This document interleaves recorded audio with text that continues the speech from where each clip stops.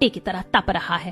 क्या करे भाग्यवान, जब से हमारा कारोबार डूबा है, अपना बड़ा घर और सुख सुविधाएं छोड़कर हमें इस कबूतर खाने में आकर रहना पड़ रहा है। याद है हमारे उस बड़े घर में कैसे हर कमरे में एसी लगा हुआ था, फ्रिज में भी हमेशा ठंडा पानी और बर्फ रहती थी। हाँ माँ, और अब देखो इस सड़े हुए पंखे की हवा से तो और पसीना आ रहा है। बस भी करो माँ, जो बीत गया सो बीत गया। अब बार बार उन दिनों को याद करके खुद को दुखी क्यों करना।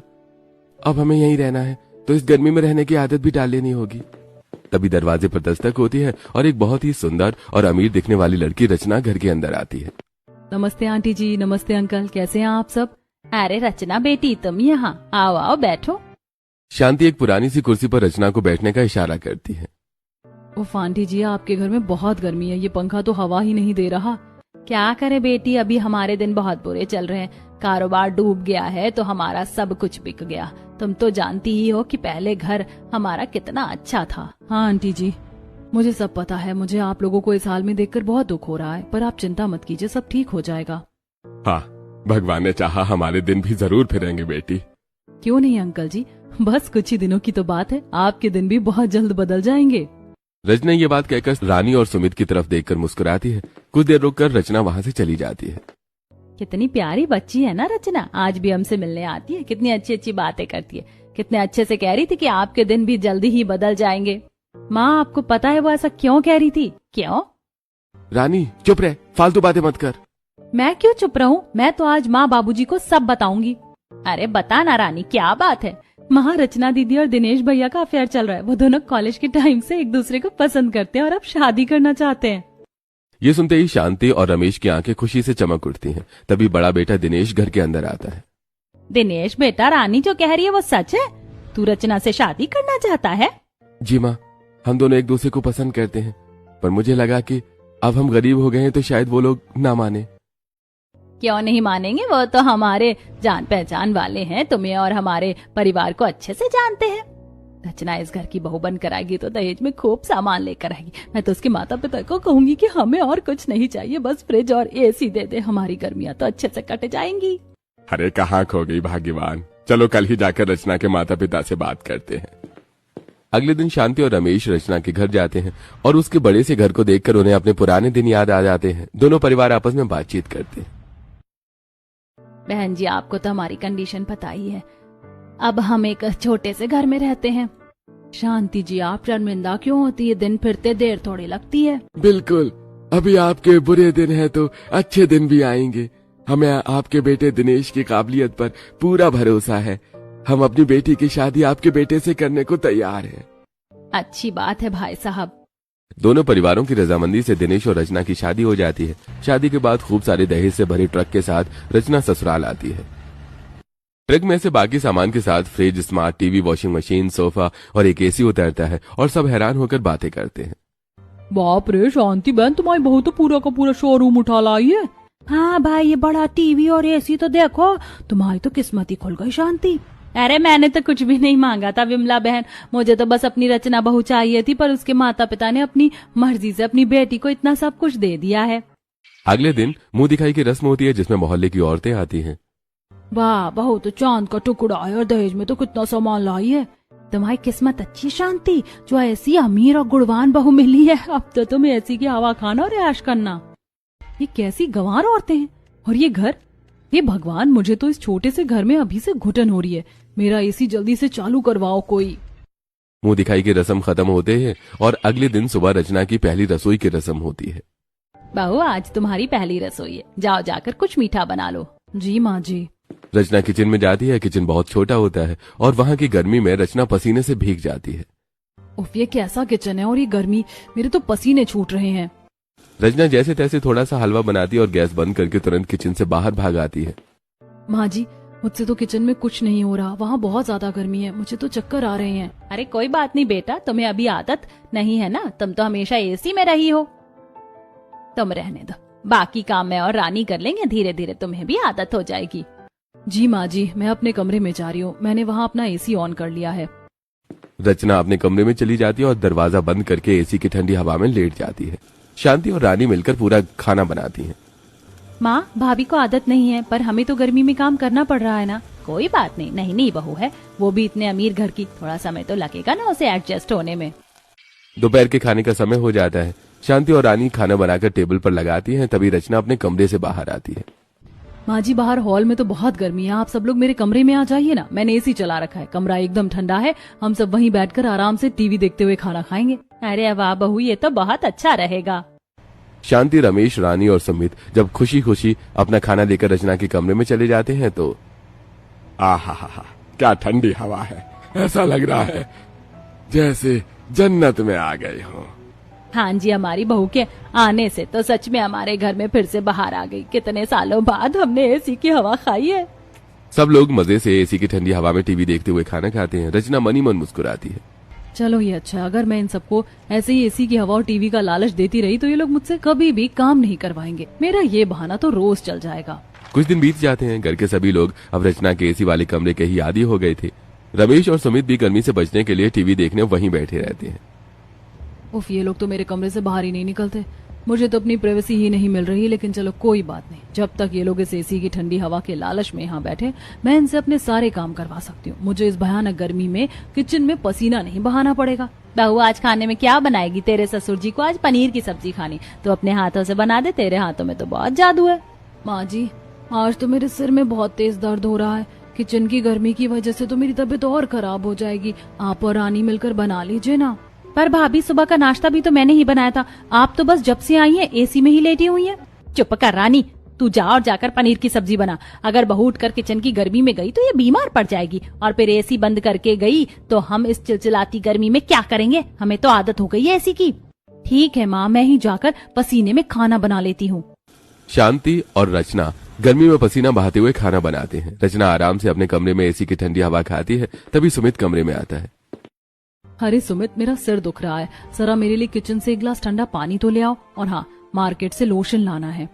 भाभी, बाहर तो बहुत तेज धूप है और लू भी चल रही है। मैं शाम को धूप कम होने पर ले आऊं? शाम को क्यों?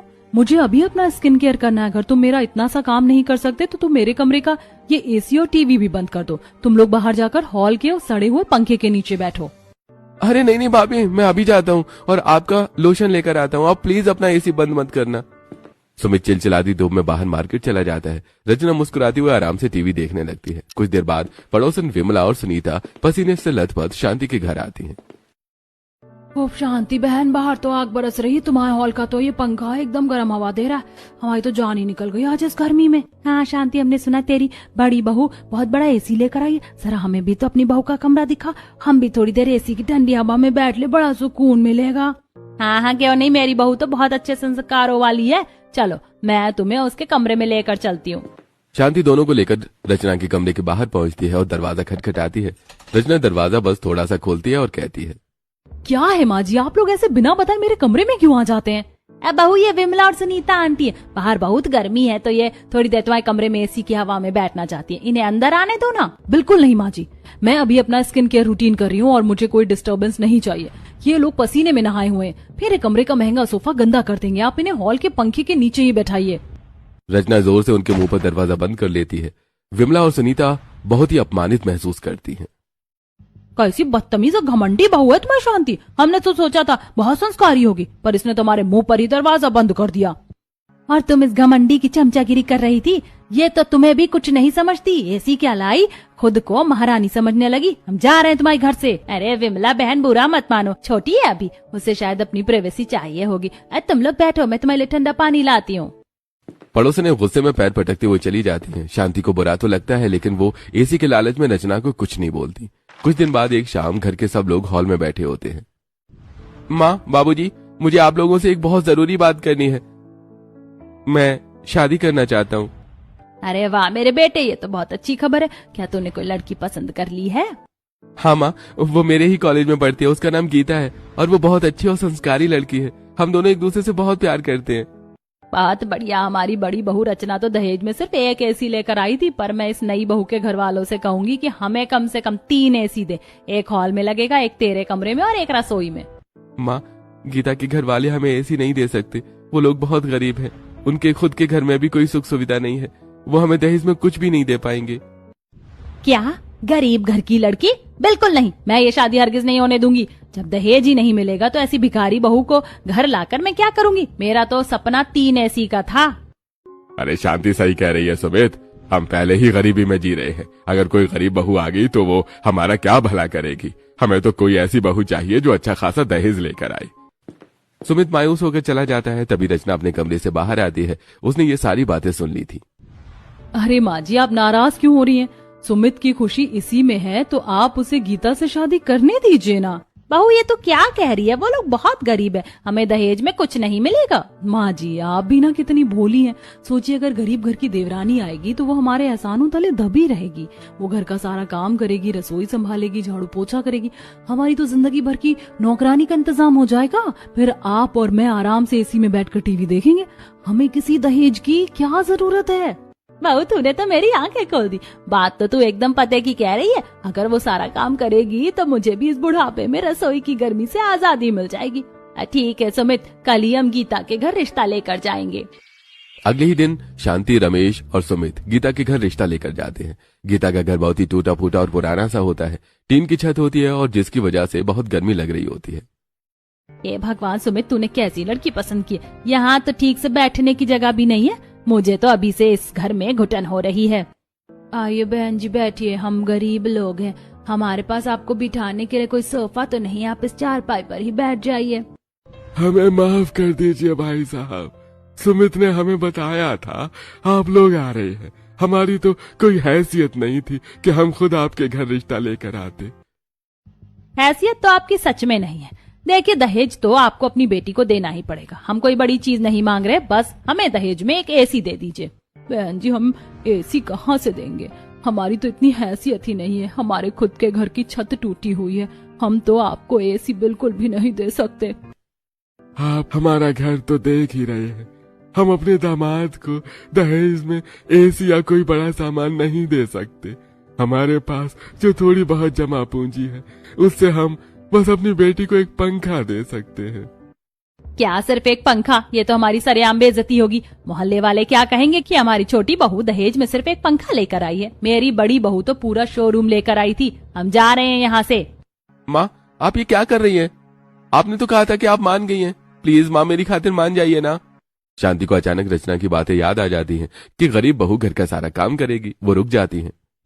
ठीक है सुमित, अगर तुम लोग सिर्फ पंखा दे सकते हो तो वही दे देना, पर याद रखना शादी के बाद तुम्हारी बेटी को हमारे हिसाब से रहना पड़ेगा। जी बहन जी, हमारी गीता बहुत गुणी है। वो आपके पूरे घर का बहुत अच्छे से ध्यान रखेगी। आपको कभी कोई शिकायत का मौका नहीं मिलेगा। दोनों परिवारों की रजामंदी से सुमित और गीता की सादे तरीके से शादी हो जाती है। शादी के बाद गीता जब अपने ससुराल पहुंचती है तो दहेज के नाम पर उसके साथ सिर्फ एक सीलिंग पंखा आता है। अरे शांति, ये क्या? तुम्हारी छोटी बहू दहेज में सिर्फ एक सड़ा सा पंखा लेकर आई है? तुम्हारी बड़ी बहू तो पूरा ट्रक भरकर सामान लाई थी। ये तो बहुत ही कंगाल घर की लड़की लग रही है। क्या करूं विमला बहन, अब मेरे छोटे बेटे ने मेरी नाक कटवा दी। अपने ही मन की लड़की ले आया। अब इसके मायके वालों की औकात ही एक पंखे की थी, तो मैं क्या कर सकती हूँ। मैं तो इसे कभी अपनी बहू का दर्जा नहीं दूंगी। शादी के अगले दिन ही गीता का लाया हुआ पंखा उसके छोटे से कमरे में लगा दिया जाता है। घर के बाकी सभी लोग हमेशा की तरह रचना के एसी वाले कमरे में बैठे टीवी देख रहे होते हैं। देखो तो जरा इस बेकारन बहू को, दहेज में एक सड़ा हुआ पंखा लेकर आई और उसे भी अपने कमरे में लगवा लिया। इसे तो वो भी नहीं मिलना चाहिए था। हमारे नसीब ही फूट गए जो ऐसी कंगाल बहू हमारे पल्ले पड़ गई। माँ जी, आप भी किन बातों को लेकर बैठ गई हैं? अब आ ही गई है तो उसका पूरा फायदा उठाइए ना। ओ गीता, जरा मेरे कमरे में 3-4 ग्लास ठंडा पानी और कुछ नाश्ता तो लेकर आ। एसी में बैठे बैठे हमें भूख लगाई है। जी भाभी, मैं अभी बस आप सबके लिए गर्मा गर्म पकौड़े और ठंडा पानी लेकर आती हूँ। आप लोग आराम से टीवी देखिए। गीता पसीने से लथपथ होकर चिलचिलाती गर्मी वाले किचन में सबके लिए नाश्ता बनाती है और एसी वाले कमरे में सबको सर्व करती है। देखा माँ जी, मैंने कहा था ना कि हमारे घर की परमानेंट नौकरानी बन जाएगी। अब आप भी आराम से मेरे कमरे में एसी की हवा खाइए और इसे घर के सारे काम करने दीजिए। माँ, आप लोग गीता के साथ ऐसा बर्ताव क्यों कर रहे हैं? वो बेचारी सुबह से बिना रुके घर का काम कर रही है और आप लोग उसे बस ताने मारे जा रहे हैं। तू चुप कर सुमित, तू तो अपनी इस गरीब बीवी का ही पक्ष लेगा। अगर इसके मायके वालों में जरा सी भी शर्म होती तो अपनी बेटी को इस भयानक गर्मी में सड़ने के लिए सिर्फ एक पंखा देकर नहीं भेजते। कुछ दिन बाद गीता के माता पिता उससे मिलने के लिए शांति के घर पर आते हैं। वो लोग अपने साथ कुछ फल और मिठाइयाँ लेकर आते हैं। नमस्ते समधन जी, हमारी गीता कैसी है? हम लोग बस ऐसे ही अपनी बेटी से मिलने चले आए। आ गए आप लोग मुंह उठाकर। अब अपनी बेटी को इस घर में आराम करते हुए देखने आए हो क्या? जरा घर पर नजर घुमाकर देखो कि मेरी बड़ी बहू रचना अपने मायके से क्या क्या लेकर आई है। हाँ आंटी जी, ये जो बड़ा वाला टीवी, डबल डोर फ्रिज और ये शानदार सोफा जिस पर आप बैठे हैं ना, ये सब मेरे माता पिता ने मुझे दहेज में दिया है। और एक आप लोग हैं जिन्होंने अपनी बेटी को सिर्फ एक खटारा पंखा थमाकर हमारे गले मर दिया। आप लोग हमें माफ कर दीजिए, हमारी हैसियत ही नहीं थी कि हम अपनी गीता को कोई महंगी चीज दे पाते। हम तो खुद पाई पाई को मोहताज हैं। तो जब हैसियत नहीं थी तो इतने अच्छे घर में अपनी बेटी की शादी क्यों की? हमारी तो नाक कट गई पूरे मोहल्ले में। जाओ जाकर गीता से मिल लो, वो किचन में बर्तन मांज रही होगी। गीता के माता पिता अपनी बेटी की हालत देखकर बहुत दुखी होते हैं और रोते हुए वहां से चले जाते हैं। गीता, मुझे बहुत बुरा लग रहा है कि मेरी माँ और भाभी ने तुम्हारे माता पिता की इतनी बेइज्जती की। मैं कुछ बोल भी नहीं पाया। आप परेशान मत होइए सुमित, मुझे पता था कि गरीब होने की वजह से मुझे ये सब ताने सुनने पड़ेंगे, लेकिन मैं अपनी सेवा और प्यार से एक दिन माँ जी और भाभी का दिल जरूर जीत लूंगी। एक दिन कड़ाके की धूप में शांति गीता को कुछ सब्जियां और राशन लाने के लिए मार्केट भेजती है। मोहल्ले की औरतें गीता को पसीने में भारी थैले उठाते हुए देखती हैं। अरे सुनीता देख, ये शांति की छोटी बहू गीता है ना, बेचारी इस चिलचिलाती धूप में इतने भारी थैले उठाकर पैदल आ रही है। इसका पसीना तो देखो कैसे बह रहा है। हाँ विमला, ये शांति भी न बहुत ही जालिम औरत है। अपनी बड़ी बहू रचना को तो दिन भर एसी वाले कमरे में महारानी की तरह बिठा कर रखती है और इस गरीब बहू को नौकरानी समझकर धूप में मरने के लिए भेज दिया। कुछ दिनों बाद शांति के घर में एक छोटा सा कीर्तन और पूजा रखी जाती है। मोहल्ले की सारी औरतें वहां इकट्ठा होती हैं। गीता अकेले ही पूरे घर का काम संभालती है और सबके लिए बहुत ही स्वादिष्ट खाना बनाती है।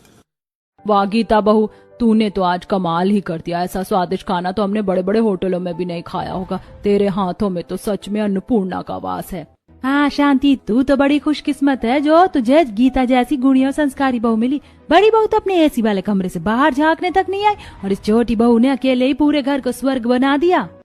ये सारी तारीफें सुनकर रचना को बहुत ज्यादा जलन होती है और वो गुस्से में अपने कमरे में जाकर अपनी माँ को फोन लगाती है। मॉम, मुझे बहुत इरिटेशन हो रही है। आज घर में कीर्तन था और मोहल्ले की सारी औरतें बस उस गरीब और गंवार गीता की तारीफों के पुल बांध रही थी। मुझे तो किसी ने पूछा तक नहीं। अरे मेरी भोली बेटी, तू इन गंवार औरतों की बातों पर ध्यान क्यों देती है? तारीफों से क्या पेट भरता है? तू तो बस मजे से अपने एसी वाले कमरे में रानी बनकर रहे। वो गीता जिंदगी भर मजदूरी करती रहेगी और तू आराम करना। सही कहा माँ।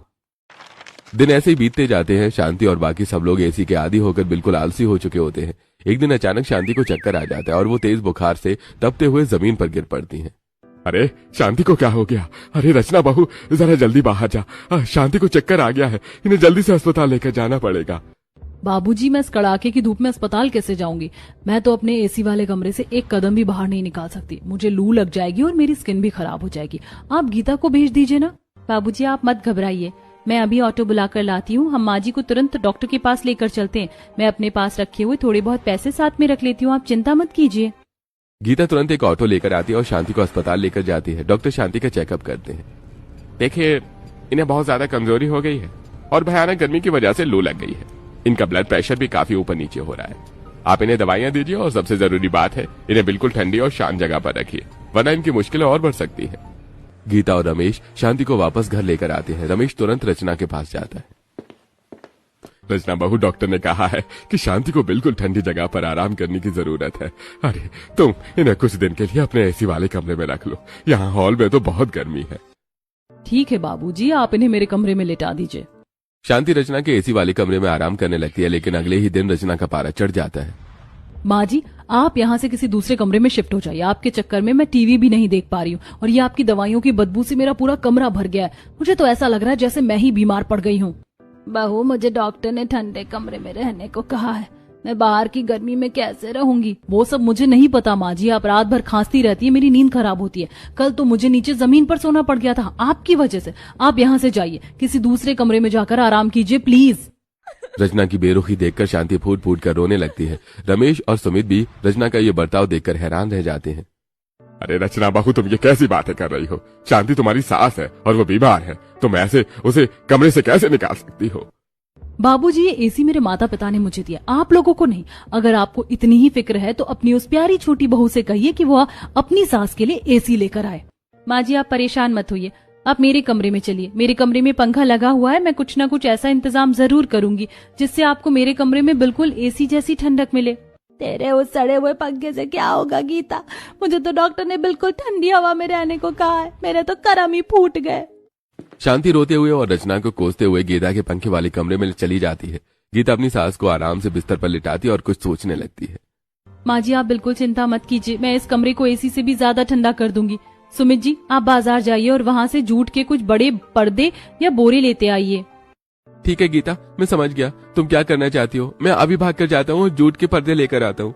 सुमित तुरंत जूट के पर्दे ले आता है। गीता उन पर्दों को खिड़कियों और दरवाजों पर अच्छे से लगा देती है और उन पर पानी छिड़क कर उन्हें गीला कर देती है।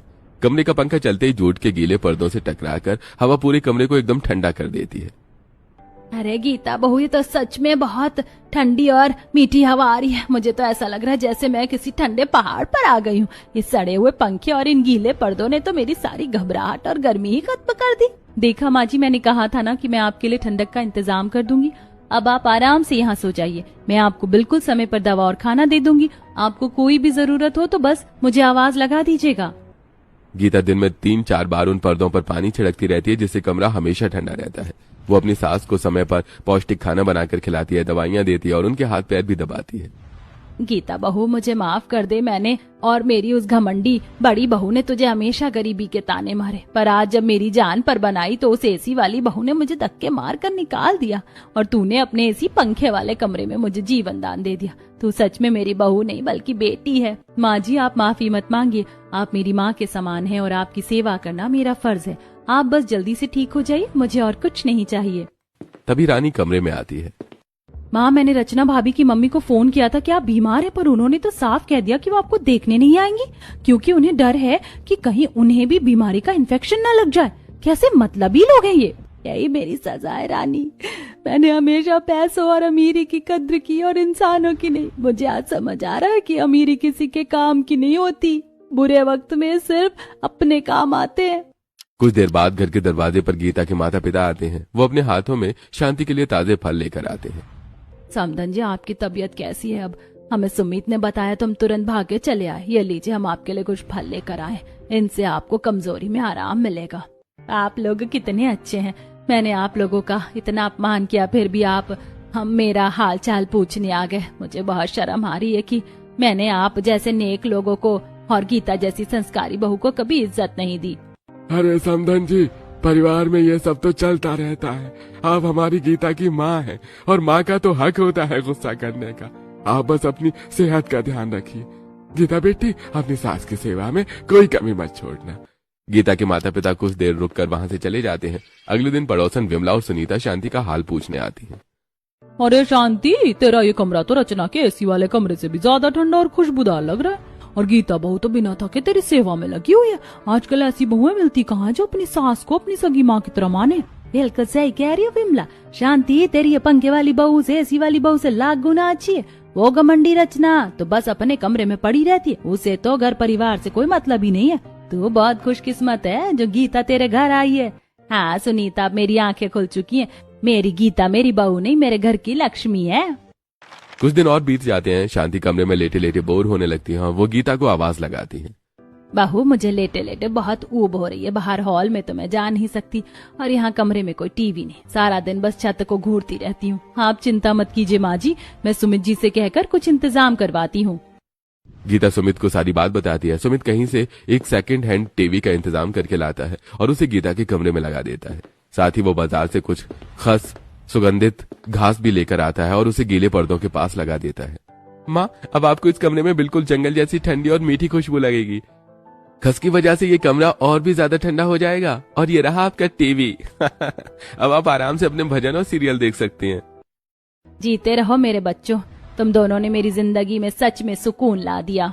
उस दिन के बाद से घर का माहौल एकदम बदल जाता है। खस की खुशबू और जूट के पर्दों की प्राकृतिक ठंडक सबको बहुत पसंद आने लगती है। रमेश, रानी और सुमित भी अब अपना ज्यादातर समय गीता के कमरे में ही बिताने लगते हैं। अरे सुमित, जरा टीवी की आवाज बढ़ा दे। ये कॉमेडी शो बहुत मजेदार आ रहा है। आज तो हम सब मिलकर यहीं बैठकर खाना भी खाएंगे। हाँ बाबूजी, गीता भाभी के कमरे में तो बहुत मजा आ रहा है। यहाँ हम कितनी भी जोर से हंस सकते हैं, कोई रोकने टोकने वाला नहीं है। क्या मैं भी तुम लोगों के साथ यहाँ बैठ सकता हूँ? मेरे कमरे में तो बस एसी की मशीन वाली हवा है और यहाँ तो एकदम प्राकृतिक और ताजा हवा आ रही है। आजा बेटा दिनेश, तू भी आजा। हमारा पूरा परिवार जब एक साथ बैठकर टीवी देखता है और हंसता बोलता है तो सच में लगता है कि हमारा घर किसी स्वर्ग से कम नहीं है। पूरा परिवार गीता के कमरे में बैठकर जोर जोर से हंसता है और मजे से टीवी देखता है। गीता सबको गर्मा गर्म खाना परोसती है। दूसरी तरफ रचना अपने एसी वाले कमरे में बिल्कुल अकेली लेटी होती है। उसे बाहर से सबकी हंसी की आवाजें आ रही होती है। ये सब लोग गीता के उस सड़े हुए पंखे वाले कमरे में क्या कर रहे हैं? दिनेश भी मुझे छोड़कर वहीं चला गया। कोई मेरे कमरे में टीवी देखने क्यों नहीं आ रहा है? रचना को याद आता है कि जब सब लोग उसके कमरे में टीवी देखने आते थे तो वो उन्हें कैसे बात बात पर डांटती थी। शायद मेरी ही गलती थी। मैंने कभी किसी को टीवी की आवाज नहीं बढ़ाने दी। कोई जरा सा हंसता था तो मैं उसे चुप करा देती थी, क्योंकि मुझे डिस्टर्ब होता था। मैं खुद तो बिस्तर पर लेटती थी और सबको नीचे जमीन पर बिठाती थी। मैंने एसी के घमंड में अपनी ही फैमिली को खुद से दूर कर दिया। रचना को उसने उस बंद और ठंडे कमरे में बहुत ज्यादा घुटन और अकेलापन महसूस होने लगता है। वो उठती और धीरे धीरे चलकर गीता के कमरे के दरवाजे पर आकर खड़ी हो जाती है। क्या मैं अंदर आ सकती हूँ? रचना को दरवाजे पर खड़ा देखकर पूरा परिवार अचानक शांत हो जाता है। शांति और रमेश उसे हैरानी से देखते हैं। अरे भाभी, आप दरवाजे पर क्यों खड़ी हैं? अंदर आइए ना, आइए यहाँ बैठिए। सुमित जी, जरा भाभी के लिए जगह बनाइए। माँ जी, मुझे माफ कर दीजिए, मैं बहुत बड़ी बेवकूफ हूँ। मैंने हमेशा पैसों और एसी का घमंड किया। मैंने आपको बीमारी में अपने कमरे से निकाल दिया। मुझे आज समझ में आ रहा है कि चारों तरफ से बंद एसी वाले कमरे में इंसान को सिर्फ ठंडक मिलती है, परिवार का प्यार और खुशी नहीं। कोई बात नहीं बहू, गलती तो हम सब से ही हुई है। सुबह का भूला अगर शाम को घर लौट आए तो उसे भूला नहीं कहते। अब हम सब एक ही परिवार हैं। गीता, मैंने तुम्हें हमेशा गरीबी के ताने मारे, पर तुमने जो प्यार और इज्जत इस परिवार को दी है वो मैं अपने करोड़ों रुपयों से भी नहीं दे सकती थी। तुम्हारी ये पंखे वाली रसोई और तुम्हारा ये जूट के पर्दों वाला कमरा मेरे उस एसी वाले कमरे से लाख गुना बेहतर है। तुम सच में बहुत अच्छी हो। भाभी, परिवार तो मिलजुल कर रहने से ही बनता है ना। अब हम सब हमेशा ऐसे ही साथ मिलकर रहेंगे, हंसेंगे और टीवी देखेंगे। रचना भी मुस्कुराते हुए गीता के गले लग जाती है। दिनेश और सुमित भी अपनी अपनी पत्नियों को एक साथ देखकर बहुत खुश होते हैं। अब रचना का सारा घमंड टूट चुका था। मम्मी, आप सोच भी नहीं सकती कि मेरे जीवन में कितना बड़ा बदलाव आया है। हम सब गीता के कमरे में बैठकर खुशी खुशी खाना खा रहे हैं और टीवी देख रहे हैं। मुझे अब ये पता चल गया है कि घर की असली खुशी पैसों या एसी में नहीं, बल्कि प्यार और एक दूसरे के साथ में होती है।